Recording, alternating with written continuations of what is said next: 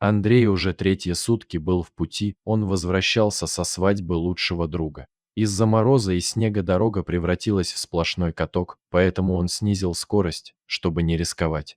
Внезапно, около леса он заметил одинокую фигуру. «Интересно, кого это занесло в такую глушь?» – подумал Андрей, ведь ближайший населенный пункт был в 30 километрах. Мужчина остановил машину и поспешил к лесу. Под деревом стояла молодая женщина, вся посиневшая от холода. «Ты как тут оказалась?» – спросил Андрей, но та ничего не ответила и только что-то пробормотала дрожащими губами. «Пошли, я отвезу тебя домой», – сказал мужчина, и девушка послушно пошла за ним. В машине мужчина налил ей горячего чая и укутал пледом. «Где ты живешь?» – спросил Андрей. «Уже нигде», – ответила женщина. Как оказалось, ее муж был очень грубым и жестоким человеком. Они сильно поругались, и он отвез ее в лес и сказал, чтобы больше ее не видел. «А в полицию не пробовала обращаться?» – спросил мужчина. «Бесполезно, у него там все схвачено, он общается в блатных кругах и все его знают», – ответила женщина. «Ладно, поехали ко мне, а там подумаем, что делать», – сказал Андрей. Мужчине стало очень жаль эту девушку, и он не понимал, как ее муж мог так поступить. Андрей жил один в однокомнатной квартире. Он не планировал обзаводиться семьей, считал, что сначала нужно построить карьеру. Он никогда не забудет, как раньше жил впроголодь с матерью. Андрей лег в кресло на кухне, а девушке отдал кровать.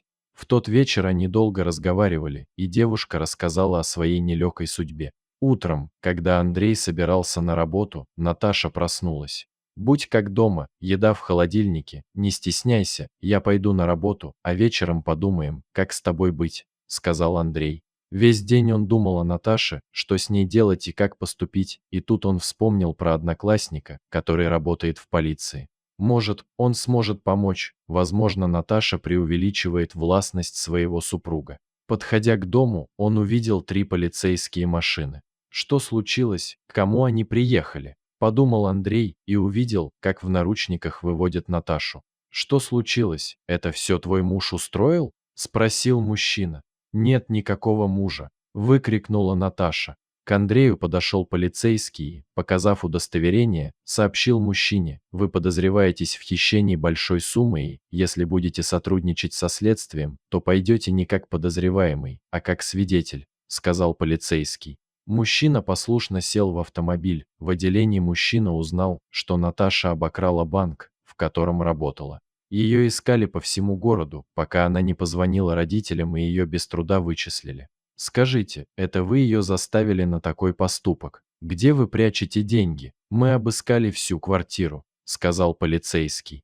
«У меня нет никаких денег, я вчера ее нашел в лесу и при ней ничего не было. Запись с видеорегистратора подтвердит мои слова», – сказал мужчина. Через несколько часов мужчину отпустили под подписку о невыезде. Андрей пребывал в состоянии шока. Убираясь в квартире после обыска, парень не верил в то, что Наташа могла украсть деньги. А что, если это ее муж подстроил? Подумал Андрей и набрал номер своего друга полицейского.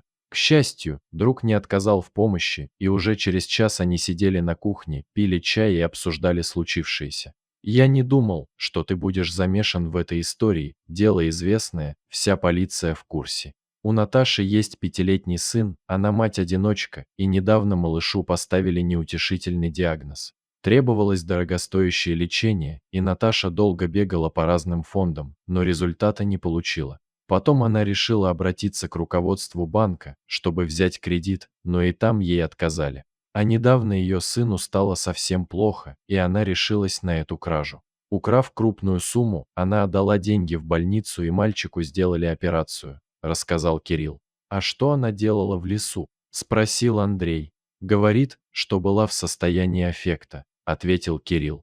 «Как я могу ей помочь, ведь у нее маленький ребенок?» – спросил Андрей. «Во-первых, нужно нанять хорошего адвоката и было бы хорошо вернуть украденную сумму. Возможно, банк пойдет навстречу и отзовет заявление», – предложил Кирилл. «Адвоката я найму, а вот где деньги взять?» – подумал Андрей. Всю ночь мужчина не сомкнул глаз, все время думал о Наташе, она ведь оказалась в безвыходной ситуации, речь шла о жизни ребенка.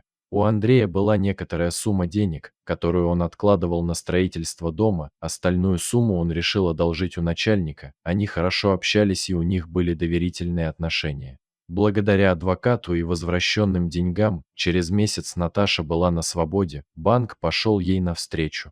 Как только Андрей встретил Наташу, она сказала: «Ты прости меня, что я не рассказала тебе всю правду. Спасибо большое за все, что ты сделал. Я до конца жизни в неоплатном долгу перед тобой. А как там мой сын? Идет на поправку, я вчера к нему заезжал. А про деньги забудь, ты мне ничего не должна.